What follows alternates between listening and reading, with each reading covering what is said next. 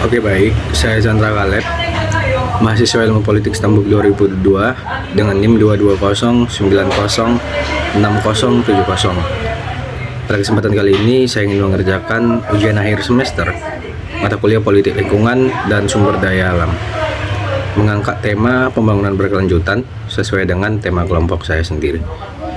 Pembangunan berkelanjutan apabila kita definisikan adalah pembangunan dan pengembangan yang menyeimbangkan antara aspek ekonomi, aspek sosial, dan aspek lingkungan. Pembangunan berkelanjutan bertujuan untuk memenuhi kebutuhan generasi saat ini, tapi tanpa mengorbankan kemampuan generasi yang akan datang.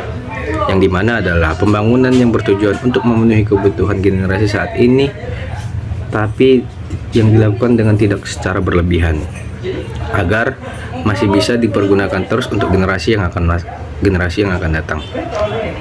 Konsep ini bertujuan untuk melakukan pembangunan dan pengembangan yang efisien, tapi tetap memperhatikan aspek lingkungan, pelestarian sumber daya alam, dan memperhatikan kehidupan sosial yang ada saat ini dan untuk mempersiapkannya di masa yang akan datang.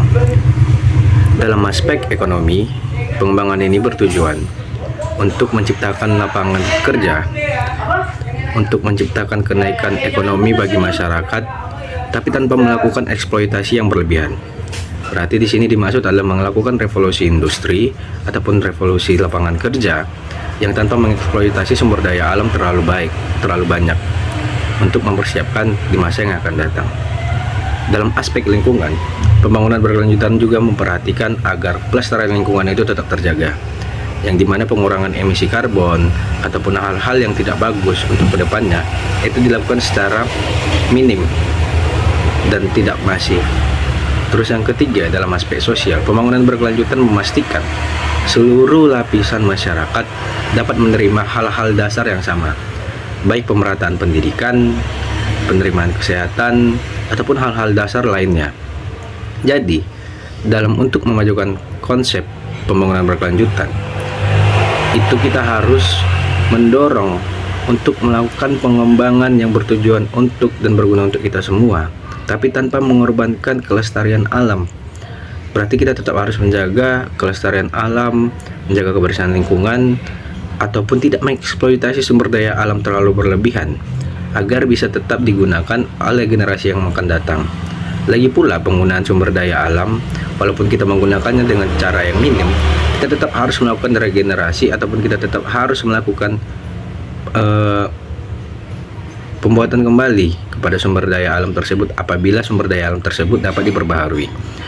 Jadi untuk menjamin pembangunan berkelanjutan berjalan dengan baik, perlu koordinasi ataupun kerjasama baik dari pemerintah, sektor swasta ataupun pengusaha swasta, dan masyarakat sipil.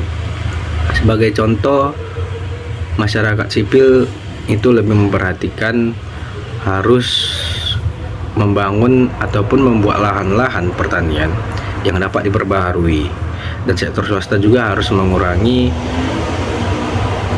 penanaman bibit kelapa sawit dan ataupun harus dibuat kebijakan tertentu untuk penanaman kelapa sawit, karena kita tahu bersama kelapa sawit itu apabila sudah tidak bisa melakukan panen lagi, maka tanah yang ditinggalkan ataupun bekas lahan pertanian kelapa sawit itu sudah tidak baik ataupun tidak bagus untuk dilakukan penanaman tumbuhan kembali. Jadi dalam untuk mendukung konsep pembangunan berkelanjutan ini, semua pihak harus terlibat untuk memastikan pemerataan kebutuhan yang sama untuk generasi yang saat ini tanpa mengorbankan generasi yang akan datang. Baik, itu saja yang bisa dapat saya sampaikan. Lebih kurangnya saya mohon maaf. Terima kasih.